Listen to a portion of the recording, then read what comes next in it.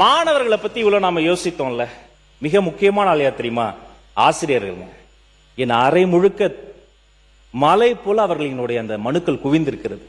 பல நாட்கள் நான் உறக்கம் வராமல் சிரமப்பட்டு இருக்கிறேன். பல்லாண்டு கால பிரச்சனைகள் அவங்க போராடிக்கிட்டு இருக்கிறாங்க. அப்பா அம்மா கொண்டு வந்து பிள்ளைய பள்ளிக்கூடத்துல விடும்போது எப்படியாவது என் பிள்ளை ஜெயிச்சிடணும் அப்படிதான் சொல்லுவாங்க. எப்படியாவது என் பிள்ளைய பாஸ் ஆக்கிறீங்க டீச்சர் தான் சொல்லுவாங்க. எப்படியாவது என் பிள்ளை ஜெயிக்கணும்னு நினைச்ச அப்பா அம்மா, என்கிட்ட படிக்கிற எல்லா பிள்ளைகளும் ஜெயிக்கணும்னு நினைச்சா அவங்க தாங்க ஆசிரியர்கள். ஊருக்காக வாழ்ந்து கொண்டு இருக்கக்கூடிய உத்தமர்கள். அவங்கள நிறைய பிரச்சனைகள் இருக்கு. டெட் தேர்வு, டிஆர்வி, தற்காலிக ஆசிரியர்கள். இந்த ஒரு நோட்டு புத்தகம் முழுக்க கிட்டத்தட்ட 110 சங்கங்களை நேரடியாக பார்த்து அவர்களினுடைய ஆலோசனை நடத்தி இந்த கோரிக்கைகளை எழுதி வைத்திருக்கிறேன்.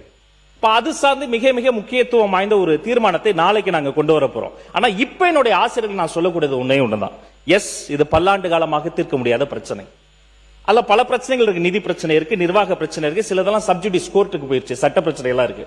ஆனால் பேசி தீர்க்க முடியாத பிரச்சனை என்று உலகத்தில் எதுவுமே கிடையாது. 2 நாட்டு போரை பேசி நிறுத்த முடியும் என்று சொன்னால் எங்களுடைய ஆசிரியர் பிரச்சனையும் பேசி தீர்க்க முடியும். அதற்காக ஒரு உயர்மட்ட குழு, ஹை லெவல் கமிட்டி தமிழ்நாட்டில் உருவாக்கப்பட்டு பள்ளிக்கல்வித்துறை ஆசிரியர்களுடைய பிரச்சனை தீர்க்கப்படும் என்று நான் வாக்கு தருகிறேன். அடுத்து, இந்த பள்ளிக்கல்வித்துறையில் இருக்கக்கூடிய ஒவ்வொரு சவால் குறித்தும் பல உறுப்பினர்கள் சுட்டி காமிச்சாங்க. எல்லாத்துக்கும் விரிவா சொல்வதற்கு நேரம் அனுமதிக்கல. பட் ரிட்டன்ல ஒவ்வொரு கேள்விக்கும் சரியான பதிலை நான் கொடுத்துருவேன்.